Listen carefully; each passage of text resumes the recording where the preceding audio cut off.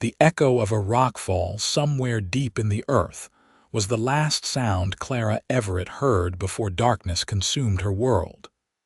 It was 1876 in the Dakota Territory, a land where fortunes were made and lost on the whims of nature and the strength of one's resolve. Clara had never imagined her fate would be sealed beneath tons of rock and soil, trapped in the suffocating darkness of the Silver Creek mine outside Bismarck. Vaughn Blackett wiped sweat from his brow as he stared at the mine entrance, now nothing more than a pile of rubble and splintered timber. The collapse had happened less than an hour ago, and already men were gathering, their faces grim with the knowledge that someone was trapped inside a woman, no less. Not just any woman, but Clara Everett, the headstrong daughter of the local assayer who had insisted on inspecting the mine herself after her father had fallen ill. "How long she been down there?" Vaughn asked, his voice low as he addressed Samuel Winters, the mine foreman. 20 minutes before the collapse. She went to check the new silver vein we found yesterday." Samuel's voice cracked. "Mr. Everett trusted me to keep her safe." Vaughn removed his hat, revealing a shock of dark hair that fell across his forehead. At 32, he'd seen his share of mine collapses, had even helped rescue men from the depths, but never had he known a woman to be caught in such a predicament. Anybody else down there with her? No. Thank God for small mercies. The men were having their midday meal.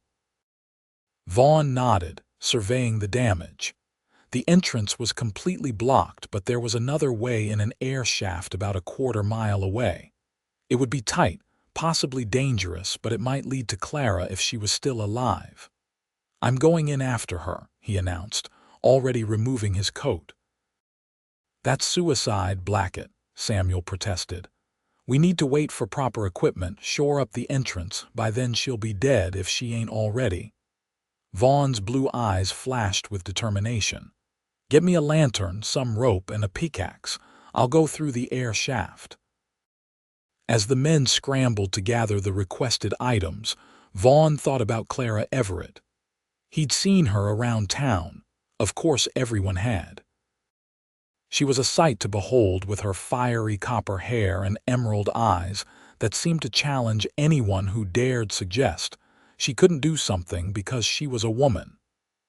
At 26, she remained unmarried, much to the bewilderment of Bismarck society. Rumors swirled that she was too educated, too opinionated, too independent for any man to handle.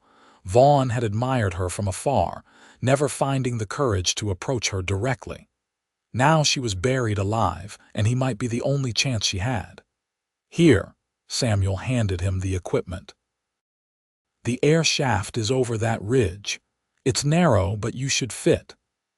If I don't come back with her in 3 hours, start digging from here," Vaughn instructed, slinging the rope over his shoulder. The men nodded solemnly, and Vaughn set off toward the air shaft, his mind racing with possibilities, none of them pleasant.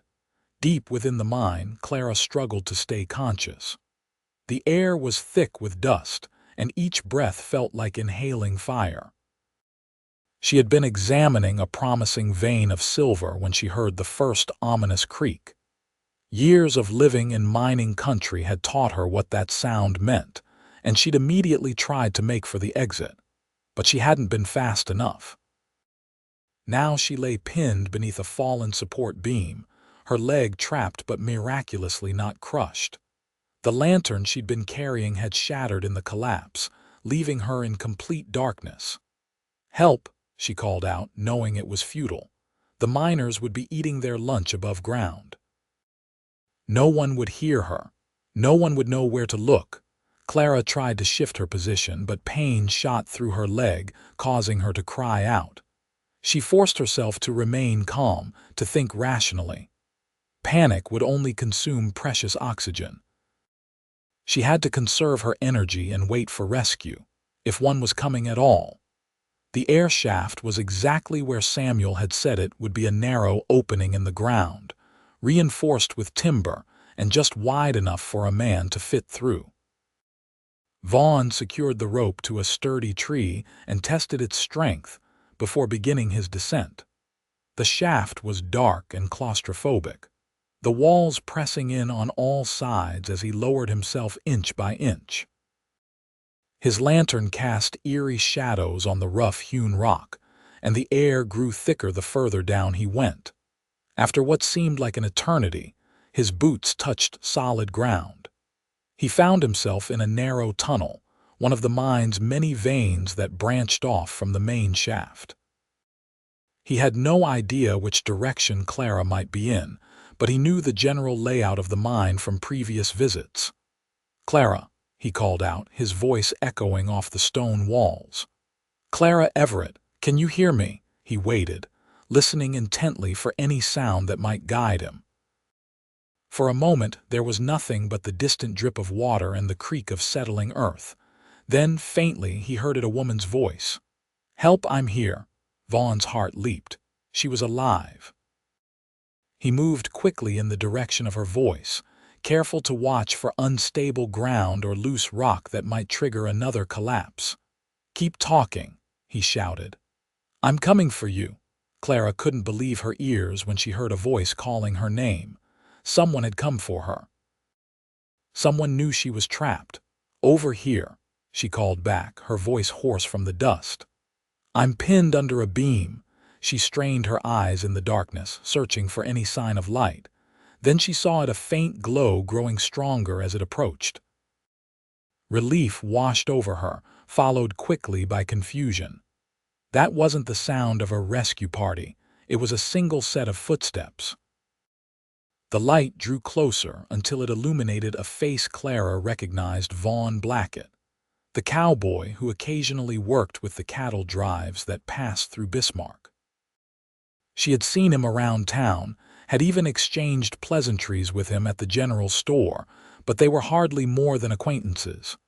"Mr. Blackett," she coughed, dust coating her throat. "Miss Everett," he acknowledged, kneeling beside her. The lantern light revealed the severity of her situation. The beam that trapped her leg was large but not immovable. "Are you hurt anywhere else?" "I don't think so," she replied, trying to sit up straighter. "Just my leg. I can't feel it anymore." Vaughn assessed the situation quickly. The beam was heavy, but if he leveraged it correctly, he might be able to lift it enough for her to pull free. "I'm going to try to lift this beam," he explained, positioning himself. "When I do, I need you to pull yourself out as quickly as you can. Can you do that?" Clara nodded, gathering her strength. "Yes, I think so." Vaughn wedged his shoulders under the beam, bracing his legs against the ground. With a grunt of effort, he pushed upward, muscles straining against the weight. Clara felt the pressure on her leg ease slightly. Gritting her teeth against the pain that shot through her limb as blood rushed back into it, she dragged herself backward inch by agonizing inch until she was free of the beam. Vaughn let the timber drop with a heavy thud, breathing hard from the exertion. "Are you all right?" "Can you move your leg?" Clara tentatively tried to flex her foot. Pain radiated up her calf, but the limb responded to her commands. "It hurts, but I don't think it's broken, just badly bruised." Vaughn nodded, relief evident on his dust-streaked face. "Good, we need to get out of here." The whole mine could come down any minute. He helped her to her feet, supporting her weight when she winced at the pressure on her injured leg. "The main entrance is blocked. We'll have to go out the way I came in through the air shaft." Clara looked at him dubiously. "I'm not sure I can climb in this condition." "You won't have to," Vaughn assured her. "I'll carry you if necessary or rig up something with the rope, but first we need to reach the shaft." Together, they began the slow journey through the mine, Vaughn carefully guiding Clara around debris and supporting her when her leg threatened to give way. The air was growing thinner, and both were breathing heavily by the time they reached the base of the air shaft. Looking up at the narrow opening above them, Clara felt a surge of despair. "I'll never make it up there." "Yes, you will," Vaughn said firmly. He removed the rope from his shoulder and began fashioning a harness. "I'm going to secure you with this. The men above will pull you up." "But there's no one up there," Clara pointed out. "You said you came alone." "I did, but I told them to come looking if we weren't back in 3 hours." He checked his pocket watch. "It's been nearly that long now. They should be here soon." As if on cue, a voice called down the shaft. "Blackett." "You down there?" Relief flooded Vaughn's features. "We're here. I've got Miss Everett. She's injured but alive." After some shouted instructions, Vaughn secured the rope around Clara, creating a makeshift seat that would support her during the ascent. He showed her how to brace her good leg against the wall of the shaft to prevent spinning. "What about you?" she asked, suddenly reluctant to leave him behind. "They'll lower the rope again for me once you're safe," he assured her. "Now, hold tight." Clara nodded, gripping the rope nervously as Vaughn gave the signal to begin hauling her up. The ascent was slow and painful, the rough walls of the shaft scraping against her already battered body. But the thought of fresh air and open sky kept her going, even when her arms ached from holding the rope. Finally, hands reached down to pull her the last few feet, lifting her into the blinding sunlight. She blinked, eyes watering after so many hours in darkness, as Samuel Winters and several miners helped her to solid ground. "Thank God you're alive, Miss Everett," Samuel said, his voice thick with emotion. "We feared the worst." "Mr. Blackett found me," she replied, looking back at the shaft. "He's still down there." The men immediately lowered the rope again, and within minutes, Vaughn emerged from the shaft, covered in dust but unharmed. Clara felt an unexpected rush of joy at the sight of him, safe and whole. As the miners helped them both to a wagon that would take them back to town, Clara caught Vaughn's eye. "Thank you," she said simply, the words inadequate for what he had done. He tipped his hat, a small smile playing on his lips. "Just doing what needed to be done, Miss Everett." But they both knew it was more than that. In the darkness of the mine, something had shifted between them, a connection forged in the face of death that neither could easily dismiss. Dr. Malcolm Green frowned as he examined Clara's leg in the comfort of her father's home. "You're lucky, Miss Everett. The bone is bruised but not broken. A few weeks of rest and you should be right as rain." Clara's father, Edward Everett, hovered nearby, his face pale with worry. He had been beside himself when news of the collapse reached him, confined to his sick with influenza and unable to join the rescue efforts. "Thank you, doctor," Edward said, pressing a coin into the physician's hand, "and for coming so promptly." "Of course." "Now, she needs rest and plenty of fluids. The dust she inhaled could cause complications if she's not careful." Dr. Green packed his bag and turned to Clara. "No more mine inspections for a while, young lady. You gave us all quite a scare." After he left, Edward sat heavily in the chair beside Clara's bed. "I should never have let you go in my place." "Father, we've been through this," Clara sighed. "The assay needed to be done and you were too ill. Besides, the collapse could have happened to anyone, but it happened to you." Edward took her hand, his own trembling slightly. "If it weren't for that Blackett fellow." Clara squeezed his hand reassuringly. "But he was there and he found me. I'm safe now." Her thoughts drifted to Vaughn Blackett. He had refused any reward from her father, saying only that he was glad to help. Before leaving, he had asked after her health with a genuine concern that touched her deeply. "He seems like a good man, that Blackett," Edward remarked, as if reading her thoughts. "Quiet sort, keeps to himself mostly. Works with the cattle drives in summer, does odd jobs around town in winter. Honest reputation." Clara nodded, a small smile playing on her lips. "Yes, he seems so." The following week passed slowly for Clara, confined as she was to bed rest. Her leg ached less each day, but the memory of those dark hours trapped in the mine haunted her dreams. She would wake gasping for breath, convinced she was still buried beneath the earth. On the 8th day after the collapse, a knock at the front door roused her from a book she had been attempting to read. She heard her father's voice, followed by another, deeper one that sent an unexpected thrill through her. Moments later, her bedroom door opened after a polite knock. "Clara, you have a visitor," Edward announced, stepping aside to reveal Vaughn Blackett, hat in hand and looking somewhat uncomfortable in the tidy bedroom. "Mr. Blackett," Clara greeted him, suddenly conscious of her informal appearance in a simple day dress, her hair loosely braided. "Miss Everett," he nodded, remaining near the door. "I came to see how you were faring." Edward cleared his throat. "I'll leave you two to talk. The door stays open, mind." Once her father had retreated, Clara gestured to the chair beside her bed. "Please sit. I'm much better, thanks to you." Vaughn perched on the edge of the chair, his large frame seeming out of place among the delicate furnishings of her room. "I'm glad to hear it. The mine's being reinforced now. Mr. Winters is making sure nothing like that happens again." "Good."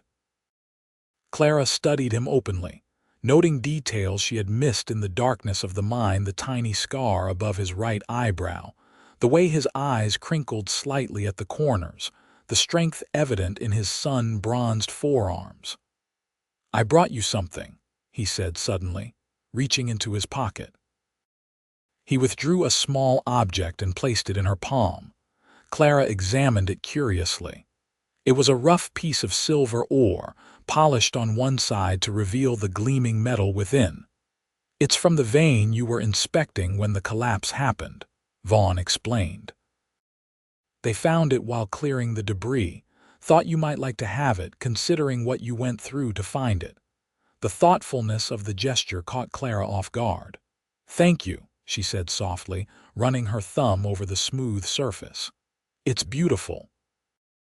"Your father tells me you'll be up and about soon." "Yes, the doctor says I can start walking short distances tomorrow. I'm eager to get out of this bed." Vaughn smiled, revealing a dimple in his left cheek. "I can imagine. Never known you to stay still for long from what I've seen around town."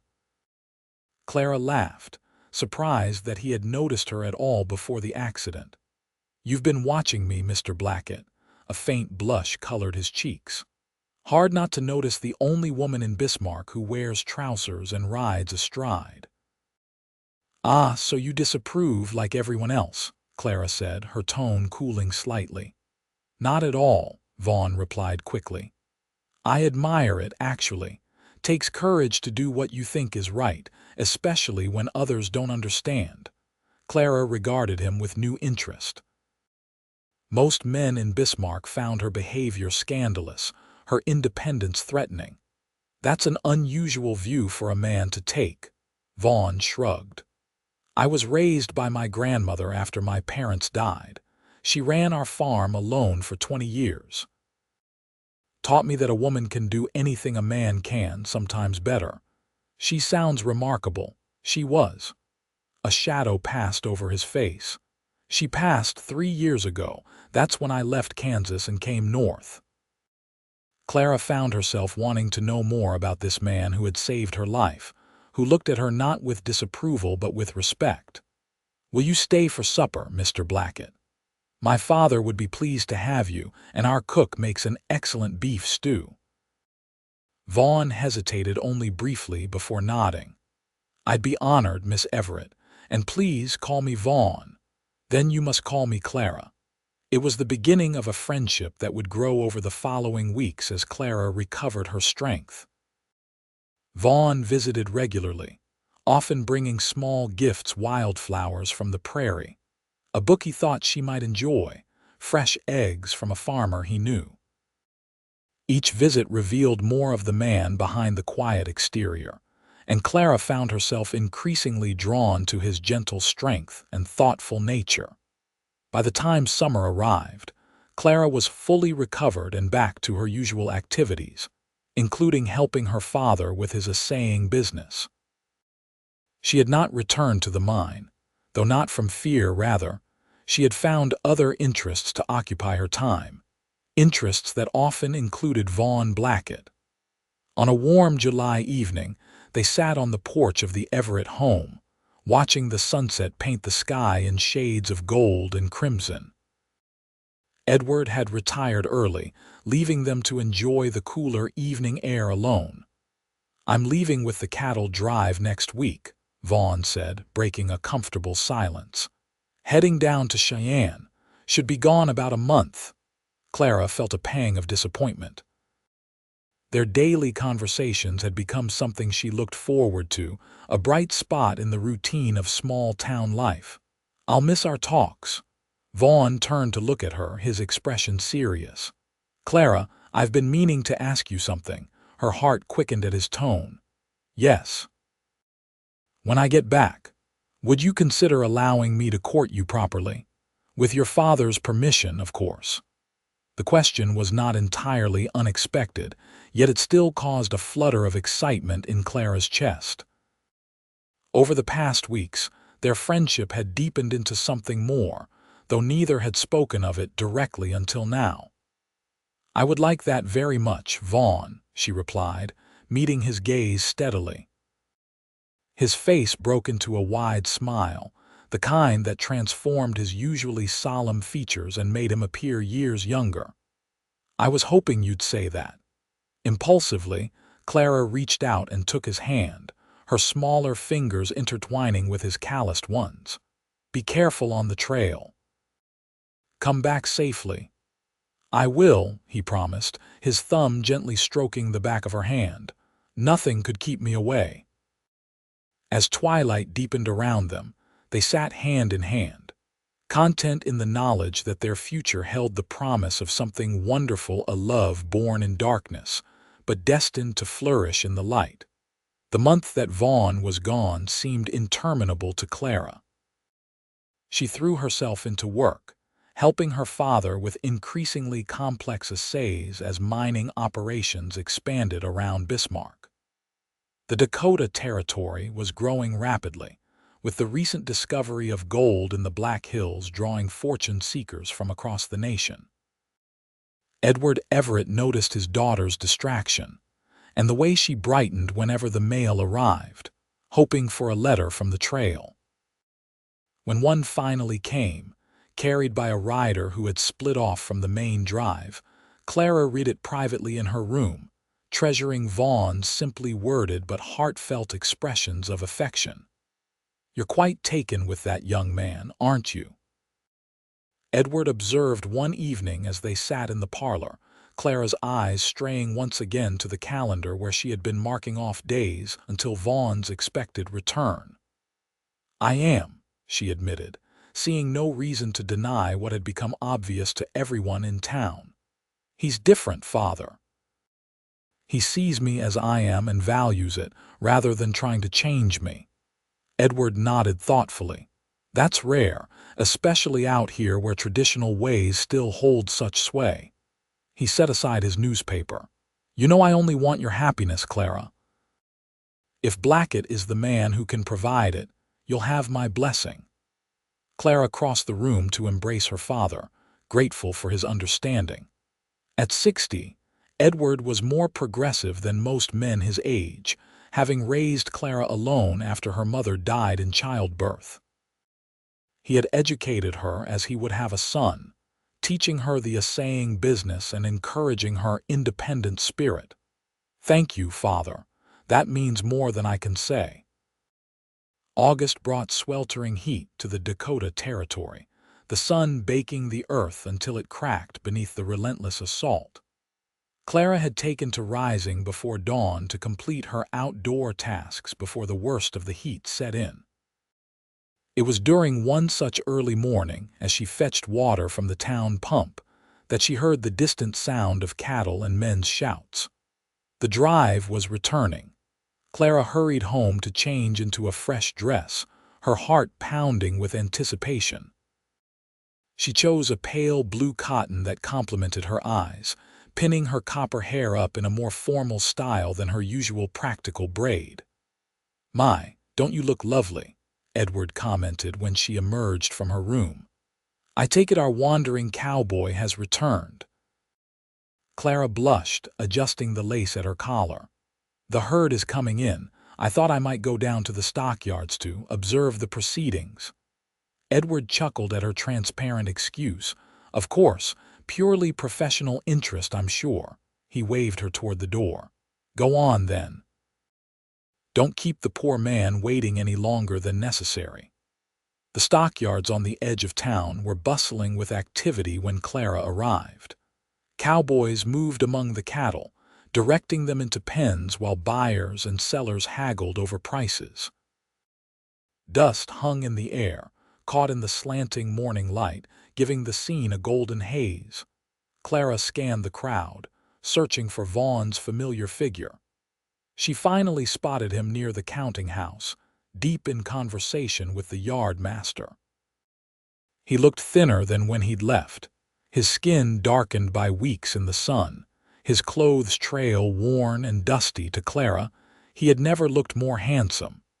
As if sensing her presence, Vaughn glanced up, his eyes finding hers across the yard. The smile that spread across his face made her breath catch. He said something to the yard master, then strode purposefully toward her, removing his hat as he approached. "Clara," he greeted her, his voice warm with affection. "I wasn't expecting to see you so soon." "I heard the herd coming in," she replied, suddenly shy in the face of his open delight. "How was the drive? Long, hot, dusty?" His eyes never left her face, made better only by the thought of coming back to you. Clara felt a blush rising to her cheeks at his directness. "You were missed, Vaughn, very much." Around them, the activity of the stockyards continued, but neither paid it any mind. They stood in their own small bubble of reunion, drinking in the sight of each other after weeks apart. "I need to finish up here," Vaughn said reluctantly. "But afterward, could I call on you? There's much I want to tell you, of course. Father will be pleased to see you as well." Vaughn's smile widened. "Good, because I intend to speak with him about my intentions toward his daughter." Clara's heart leaped at the implication. "Vaughn, later," he promised, placing his hat back on his head. "We'll talk properly then. For now, knowing you're here waiting, that's enough to make this the best homecoming I could ask for." The rest of the day passed in a blur for Clara. She returned home to help her father with some paperwork, but her mind remained at the stockyards with Vaughn.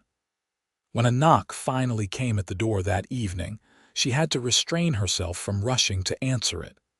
Edward welcomed Vaughn warmly, inviting him into the parlor where Clara waited. The transformation in Vaughn's appearance was striking. He had bathed and changed into clean clothes, his dark hair still damp and neatly combed. "Mr. Everett, Clara," he greeted them, accepting the offer of coffee. "It's good to be back in Bismarck. The drive went well?" Edward inquired, settling into his favorite armchair. "Well enough. We lost fewer head than expected, and the prices in Cheyenne were favorable."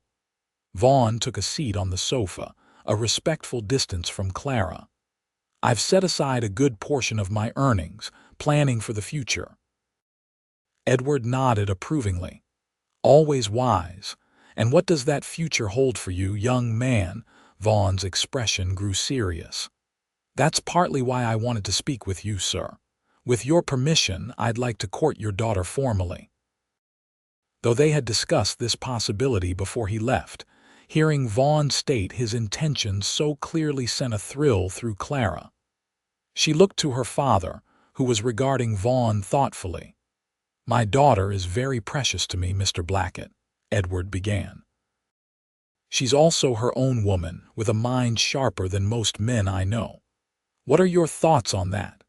"It's one of the things I admire most about her," Vaughn replied without hesitation. "Clara's intelligence, her independence, they're not traits to be suppressed but valued." "I don't want to change her, sir. I just want to be by her side."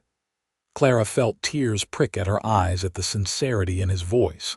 She had heard many men speak of taming her, of how marriage would settle her more unconventional tendencies. Never had one spoken of her nature as Vaughn did, as something to be cherished rather than corrected. Edward studied the younger man for a long moment before nodding slowly. "Well said." He glanced at his daughter, noting her obvious happiness. "You have my blessing, though I suspect Clara would have proceeded with or without it."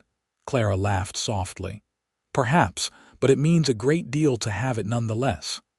"Thank you, sir," Vaughn said earnestly. "I promise to treat her with the respect and care she deserves." Edward rose from his chair. "I think I'll retire early tonight. Been feeling a bit tired lately."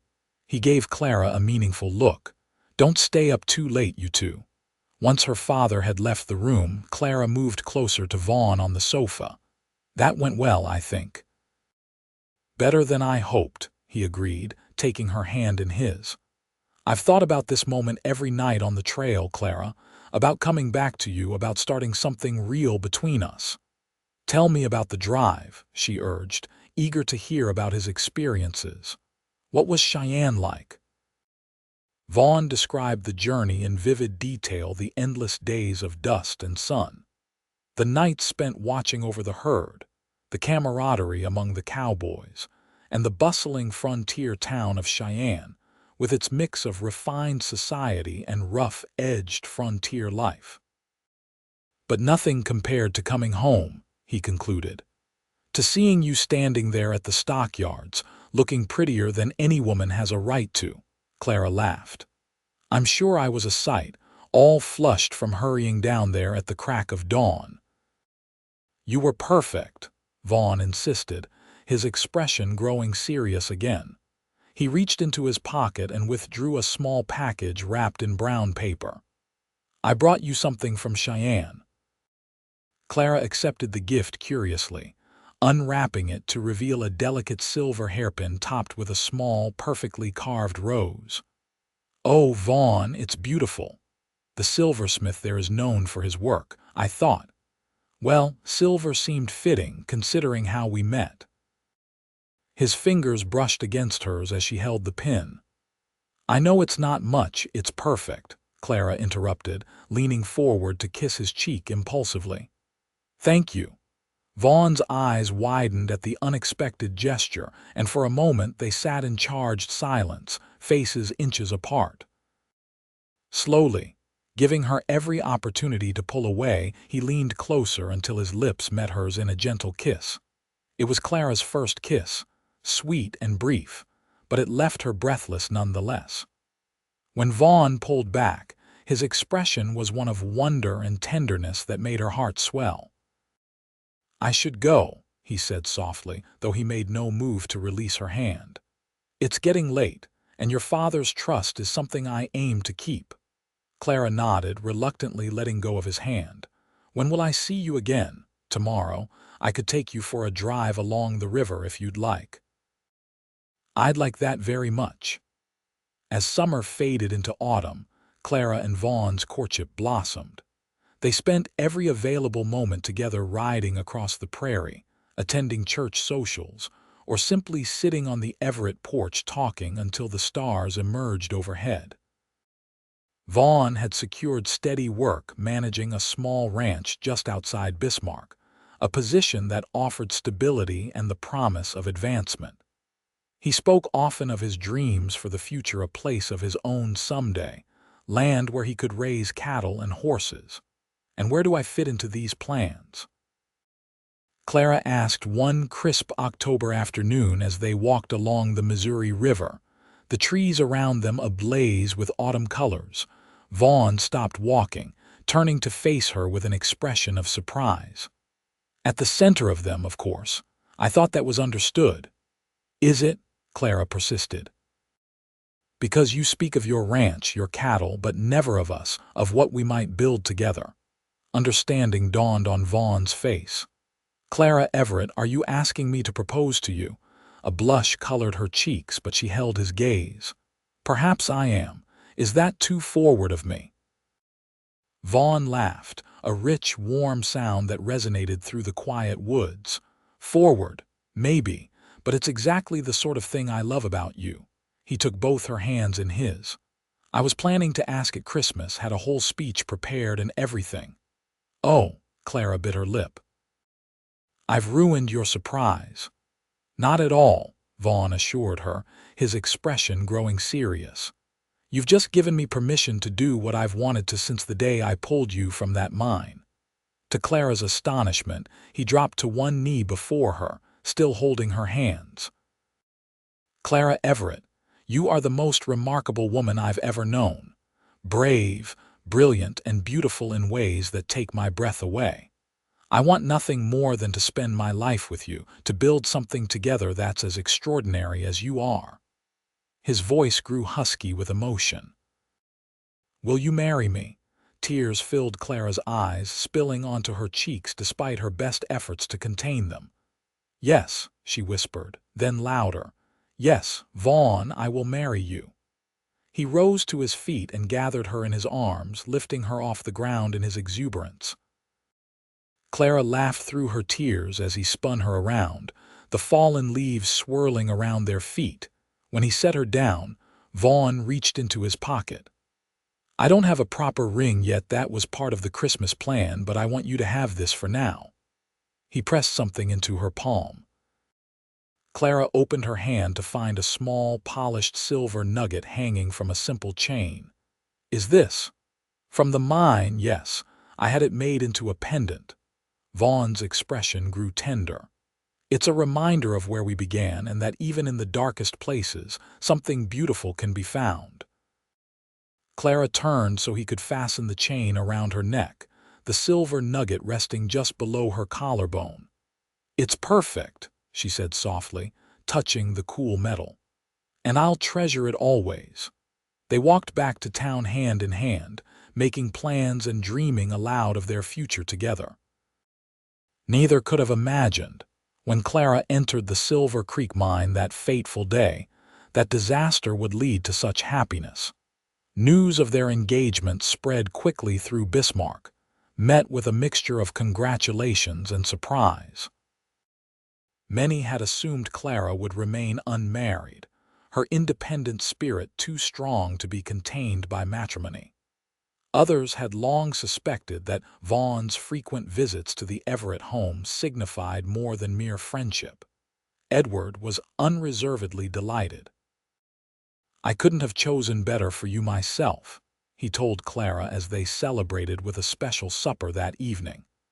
A man who respects your mind and your spirit is worth more than any fortune. The couple decided on a spring wedding, giving them time to prepare properly. Vaughn continued working at the ranch, putting aside as much of his earnings as possible toward their future home. Clara, meanwhile, began receiving letters from an old school friend in St. Louis who had connections to a mining company looking to expand operations in the Dakota Territory.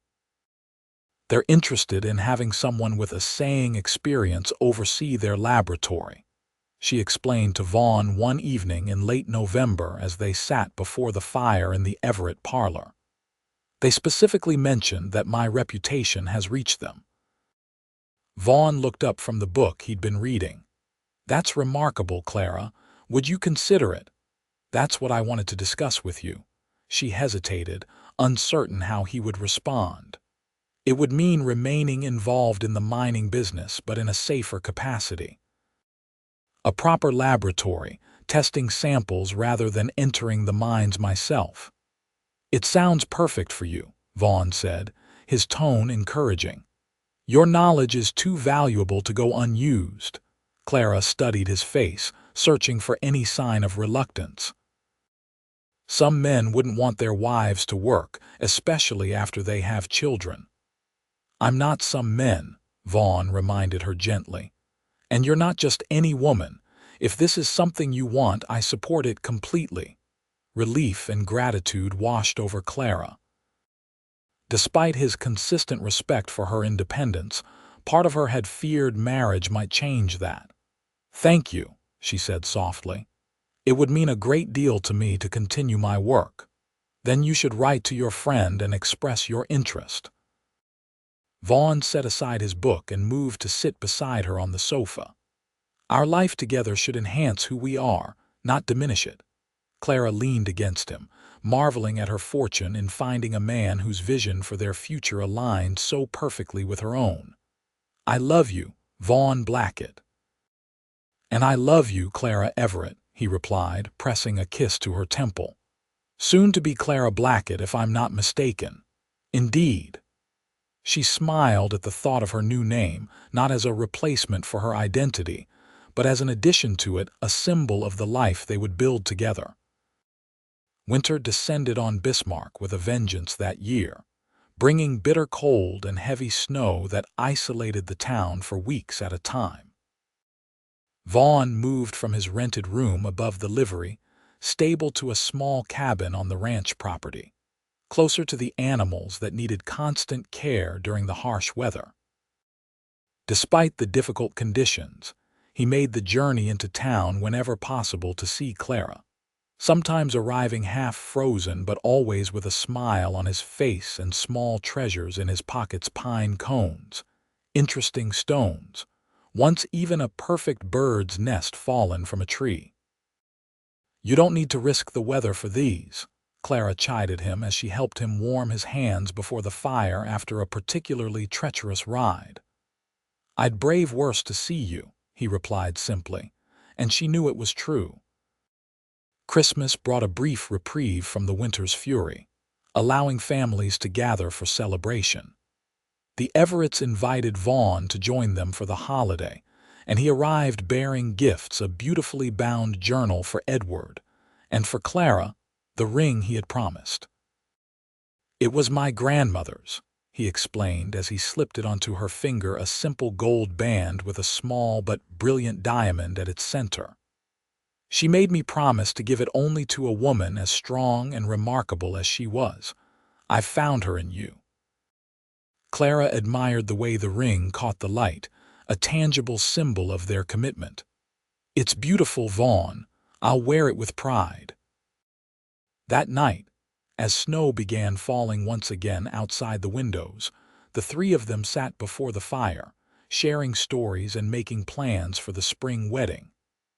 It was, Clara thought, the perfect glimpse of the family they were becoming, her father included in their circle of love and respect. The new year brought an unexpected challenge when Edward fell ill with pneumonia in late January. Clara spent long days and nights at his bedside, her worry increasing as his condition failed to improve despite Dr. Green's best efforts.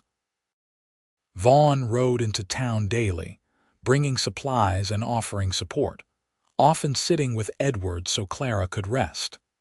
It was during one of these vigils that Edward, weak but lucid, spoke to him privately. I need to know she'll be taken care of, the older man rasped, his hand trembling as he gripped Vaughn's sleeve. You know I will, sir, Vaughn assured him, with everything I have. Edward nodded weakly. The business. She knows it better than anyone. Don't let her give it up if she doesn't want to. Never, Vaughn promised. Her work is part of who she is. A faint smile crossed Edward's pale lips. Good man. His eyes drifted closed. Tell her I'm proud, so proud. Clara returned to find her father sleeping peacefully, Vaughn's steady presence beside him. Any change? He was awake for a while, Vaughn replied, rising to embrace her. We talked. She leaned against him, drawing strength from his solid warmth. I'm afraid, Vaughn. I don't know what I'll do if. Whatever happens, he murmured into her hair, we'll face it together. You're not alone, Clara, not anymore. Edward rallied briefly in February, giving them all hope that he might recover. But the improvement was short-lived, and on a cold morning in early March, he slipped away quietly with Clara holding his hand and Vaughn standing vigil nearby. The funeral was well attended, a testament to the respect Edward had earned during his years in Bismarck. Clara stood dry-eyed beside the grave, accepting condolences with quiet dignity. Vaughn a constant presence at her side. Only later, in the privacy of the home that now felt too empty, did she allow her grief full expression. Vaughn held her as she wept, offering no platitudes, simply the comfort of his embrace and the understanding that her loss was immeasurable. "We can postpone the wedding," he suggested gently when her tears had subsided. "Give yourself time to mourn." Clara shook her head against his chest. "No. Father was so looking forward to it. He would want us to continue as planned." She looked up at him, her eyes red but resolute. "Life goes on, Vaughn. That's what he always said." In the weeks that followed, Clara threw herself into settling her father's affairs.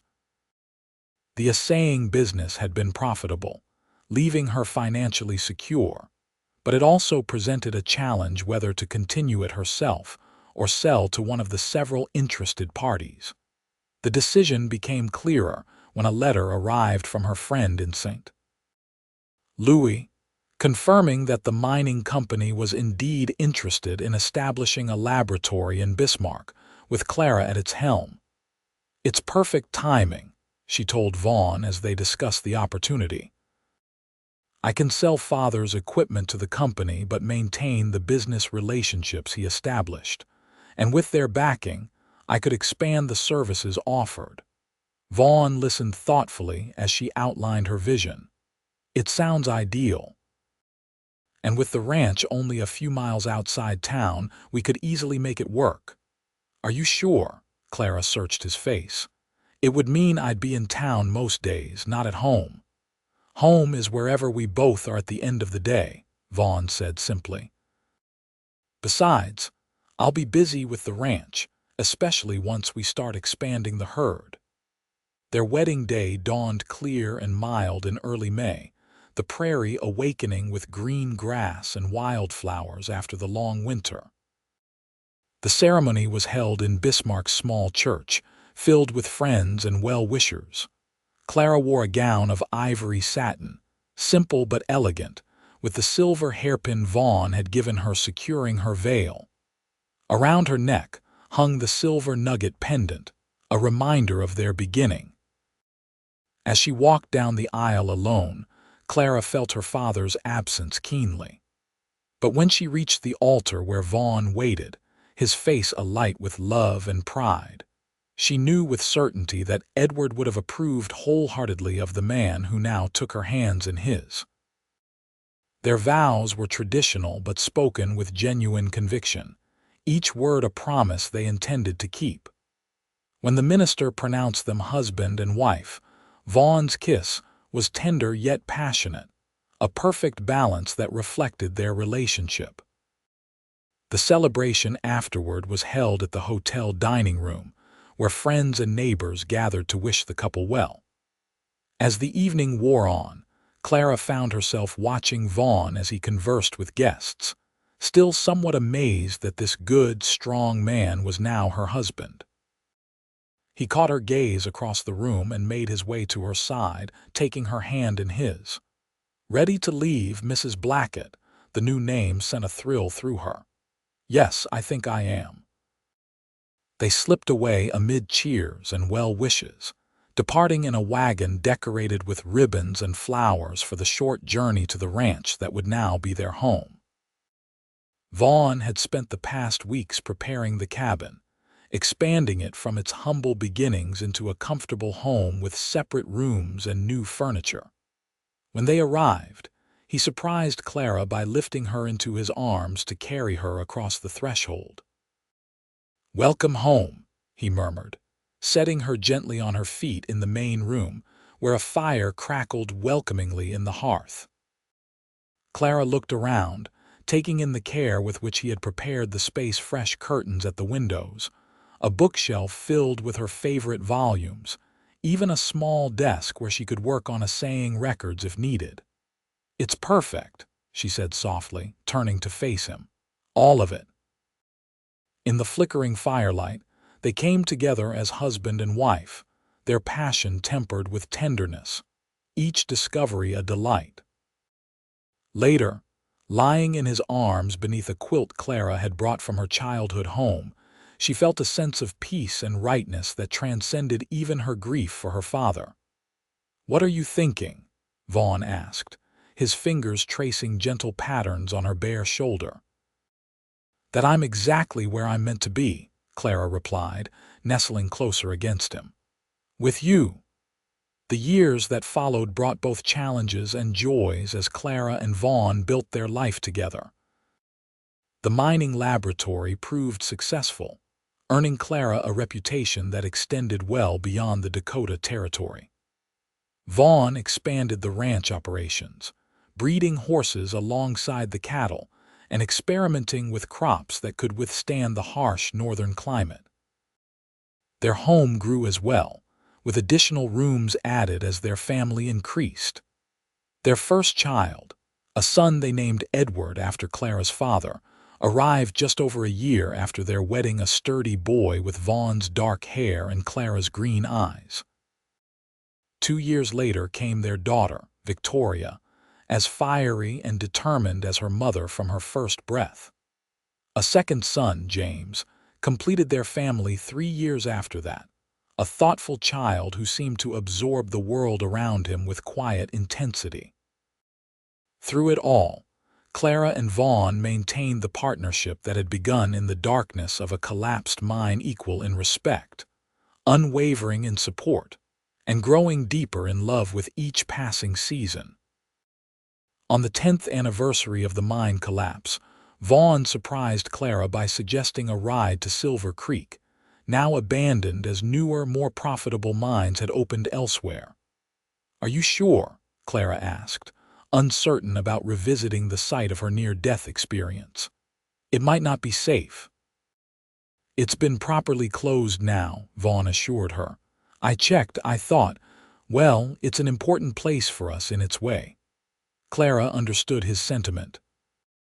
Had it not been for the collapse, they might never have truly noticed each other, might have continued passing with polite nods in town, their lives never intersecting in any meaningful way.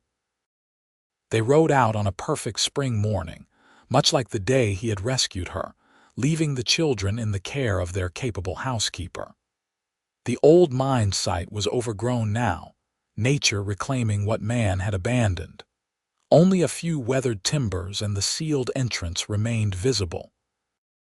They dismounted near where the air shaft had been, now filled in and marked with a simple wooden cross to prevent accidents. Vaughn took Clara's hand as they stood looking at the place that had changed the course of their lives. "I was so scared that day," Clara admitted, the memory still vivid after a decade. "Not of dying exactly, but of never having really lived. I had my work, my father, but something was missing. And I was just drifting," Vaughn added, squeezing her hand. "Working the cattle drives, doing odd jobs, never putting down roots anywhere, if Samuel hadn't come running for help that day." Clara looked up at him, this man who had become her partner, her lover, the father of her children, and still, after all these years, her best friend. "Do you ever wonder about the chances of it all? That you were in town that day, that you knew how to reach me through the air shaft?" "Sometimes," Vaughn acknowledged. "But then I look at our life, at our children, and I think perhaps it wasn't chance at all." "What then?" "Destiny, maybe." He smiled at her raised eyebrow. "Or just the simple truth that some souls are meant to find each other, no matter what stands in their way, even tons of rock and earth." Clara leaned against him, content in the warm circle of his arm. "I like that idea. That we would have found each other somehow, even without the collapse." "We would have," Vaughn said with conviction, "but I'm grateful it happened as it did." He turned to face her fully. "Every moment of digging, every cut and bruise and aching muscle, I'd do it all again in a heartbeat to find you, Clara." "And I'd wait in the darkness, knowing you were coming," she replied softly. They stood together for a long moment, acknowledging the past that had shaped them while looking toward the future. They continued to build, day by day, together. As they mounted their horses to return home to their children, their work, Their life, Clara took one last look at the abandoned mine.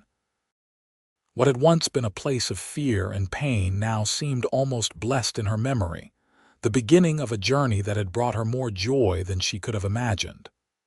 "Ready?" Vaughn asked, his horse dancing impatiently beside hers. Clara nodded, turning away from the past to face the man who was her present and future. "Always." They rode home side by side, as they had traveled through life for the past decade together.